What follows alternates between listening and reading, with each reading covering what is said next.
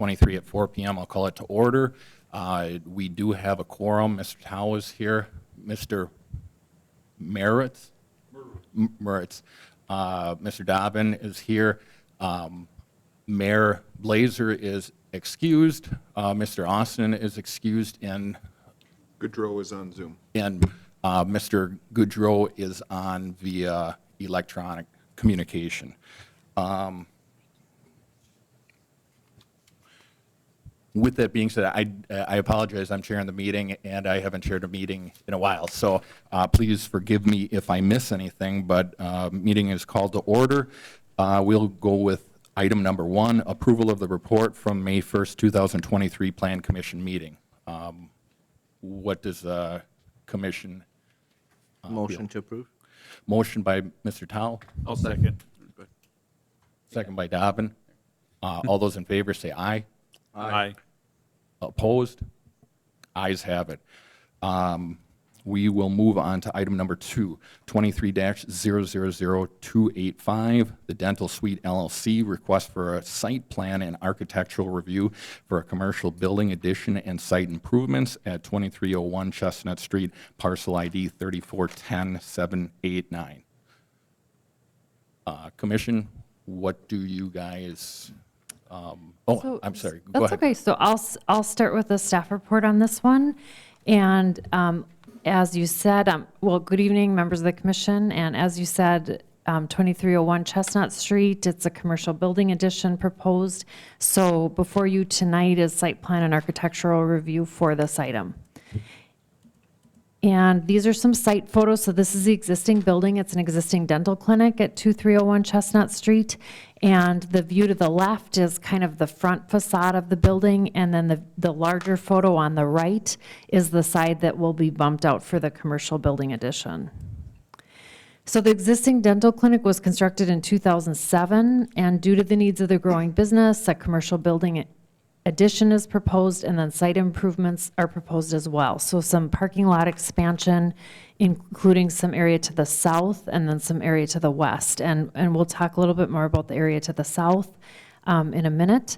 So properties in the mixed-use commercial B5 district are also regulated by the Woodlands Business Center protective covenants.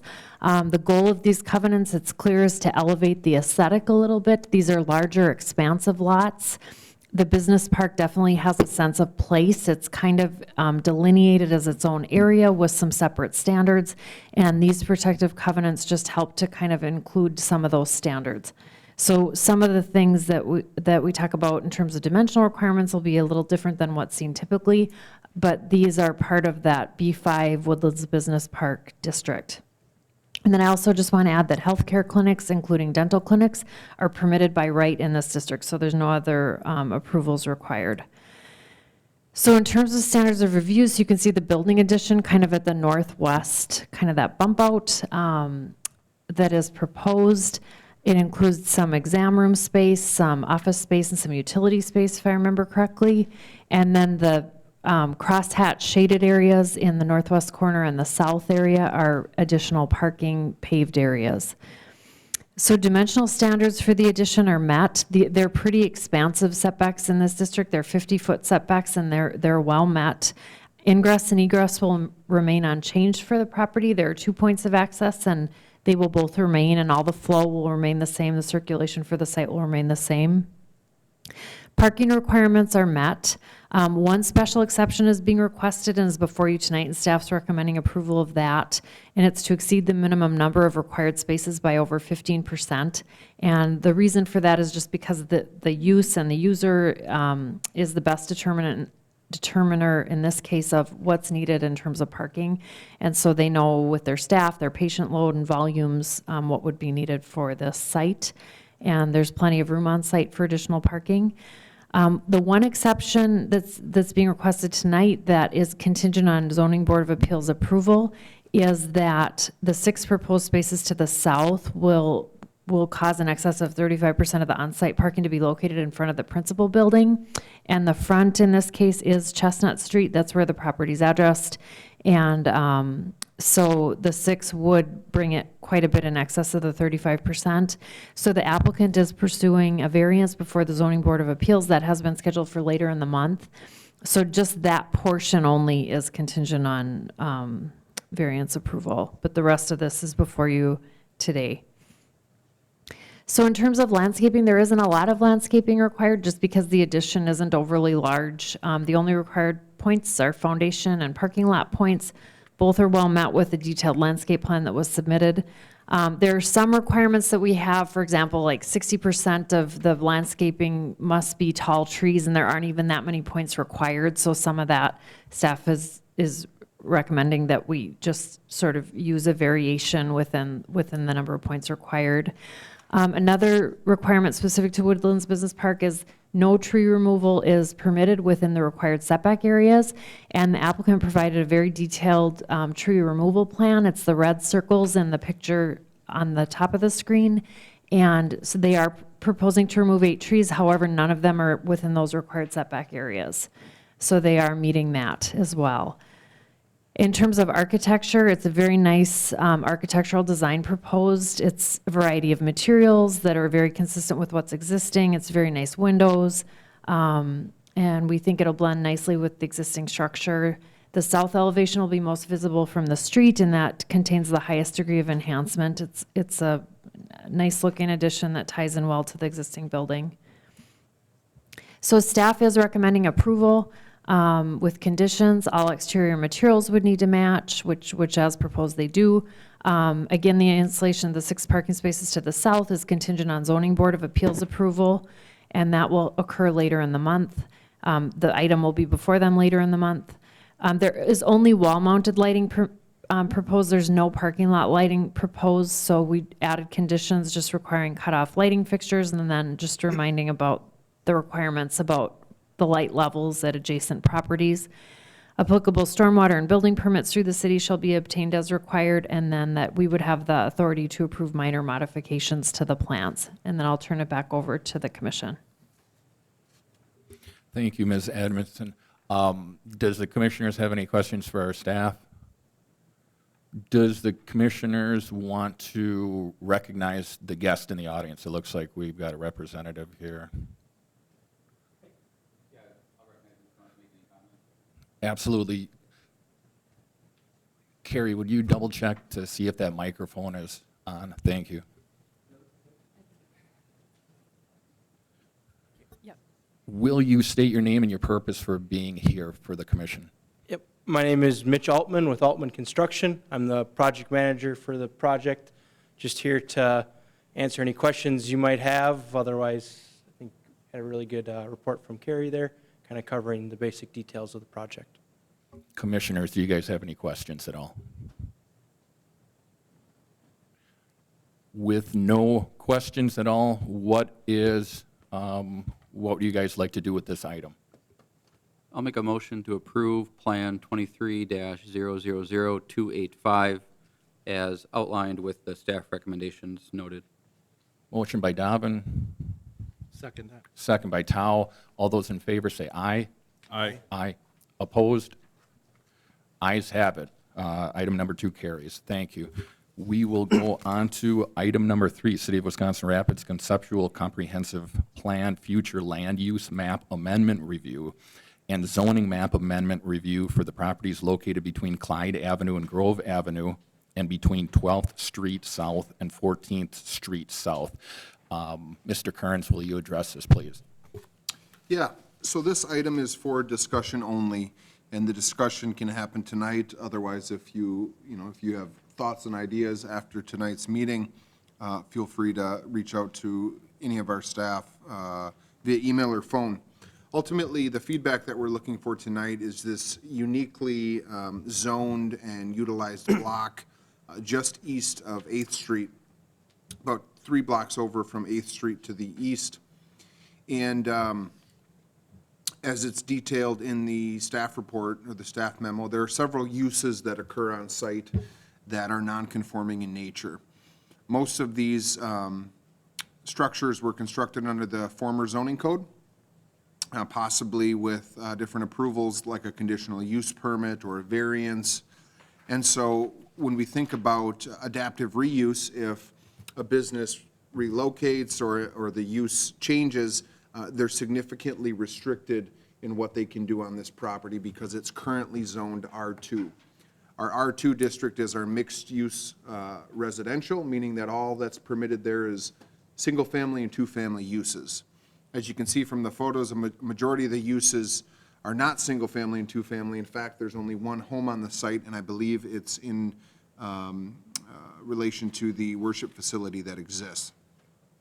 So again, I don't think this property will ever develop as residential, possibly multifamily, but it exists in that transitional zone. So if you look at the zoning map, you'll see the uses that are called out. You'll see the surrounding zoning of R3 to the west, and then commercial along 8th Street.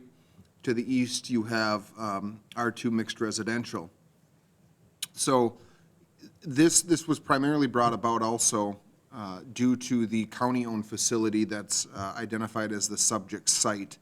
County offices used to be in this building, and it's been for sale for some time. I think there might even be an accounting firm in there now, but it has the potential to accommodate other uses. Rather than solely look at just this site, we've looked at the entire block because of all the other uses that are non-conforming on site.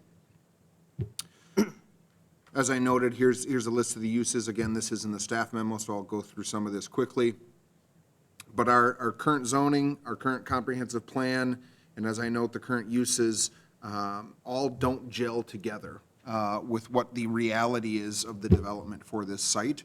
And so I think we're in a position to fix that, right? To either rezone it, to either handle requests case by case via variance or other means. Or I guess we could leave it, but I think we'd be doing those properties a disservice, and we wouldn't be capitalizing on the economics surrounded with the ebb and flow with these different commercial type buildings or institutional type buildings. So again, as I note, there's a couple options, right?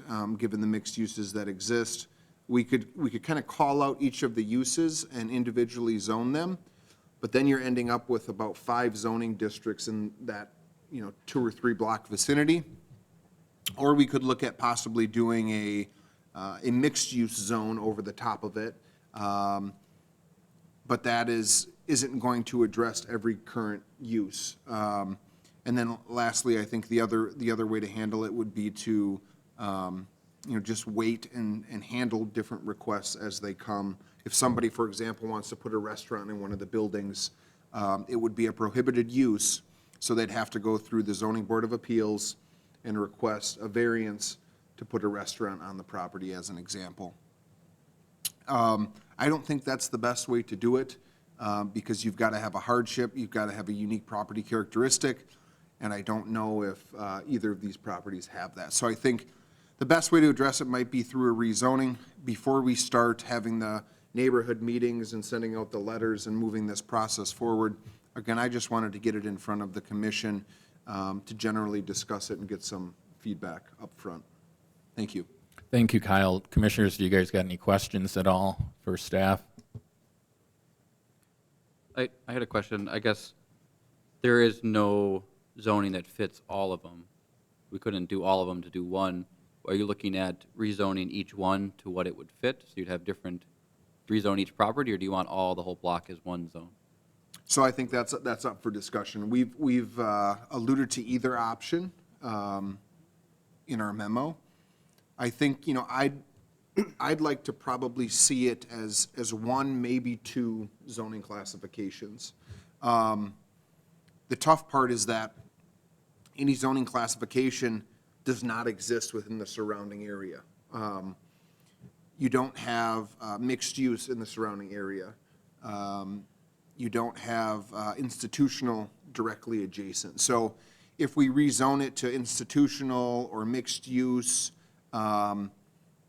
it would just be a small parcel and could be considered spot zoning.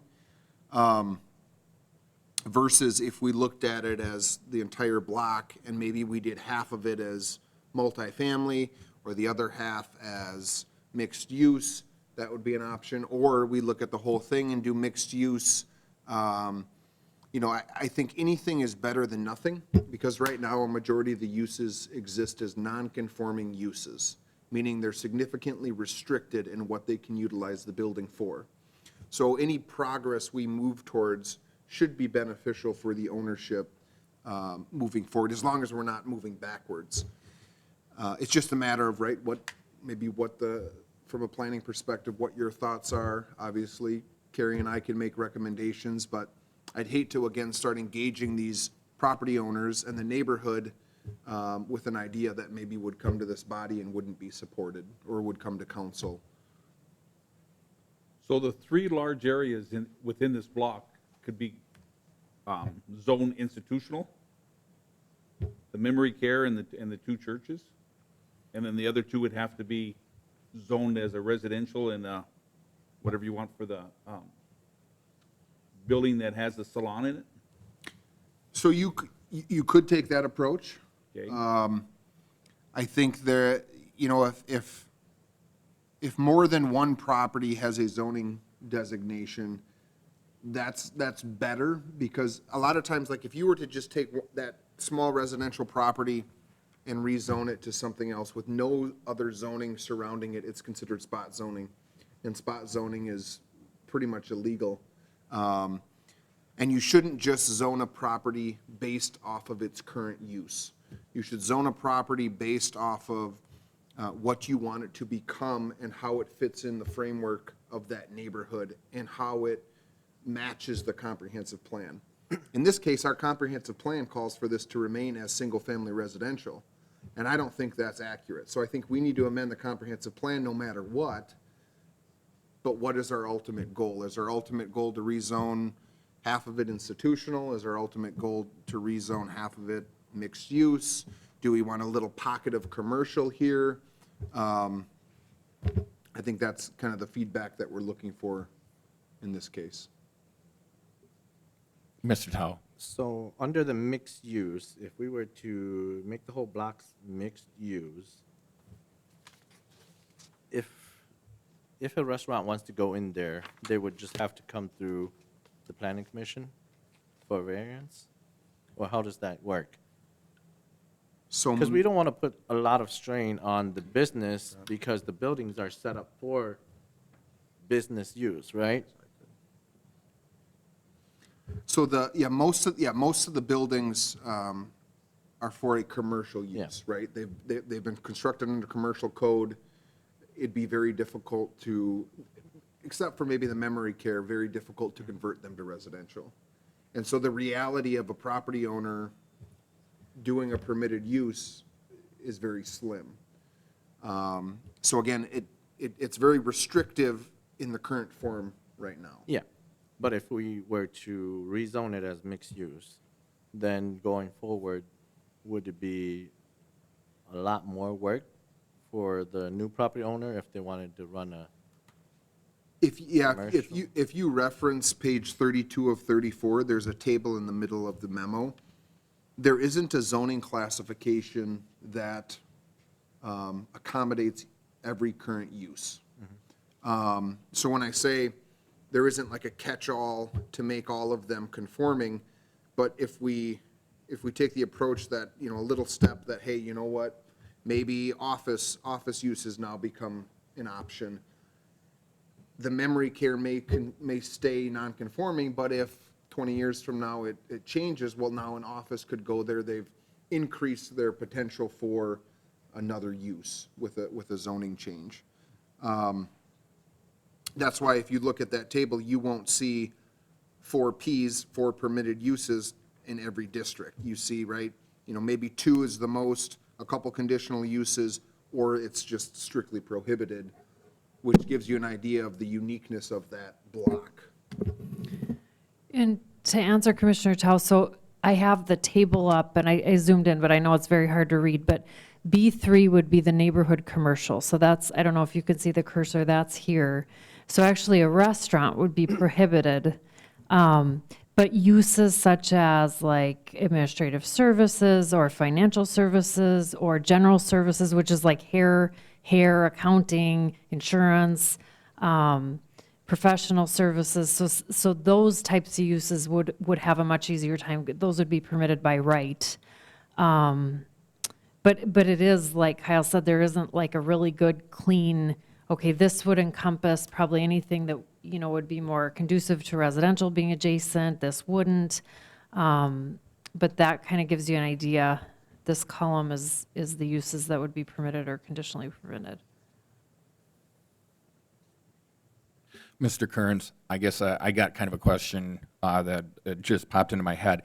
I know that especially with all the properties around there, multi-residential, we want to be rather restrictive to an extent, right? Because we don't want to now have it as least restrictive, and then something goofy comes in there, and then we, as a municipality, can't deny it because we've opened up you know, the floodgates per se. So how do we balance that, you know?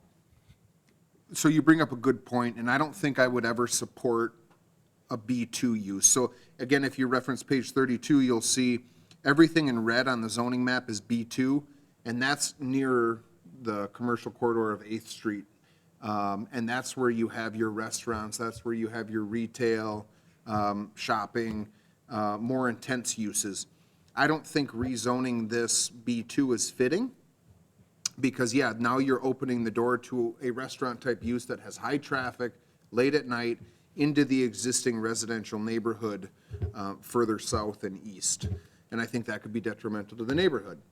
Now, I think it's up for discussion, would a B3 zoning, as Carrie just mentioned, that allows an office-type use, lower-intensity office-type use, would that be appropriate as kind of a transitional district from, you know, the multifamily to the single family? Or is that even too intense?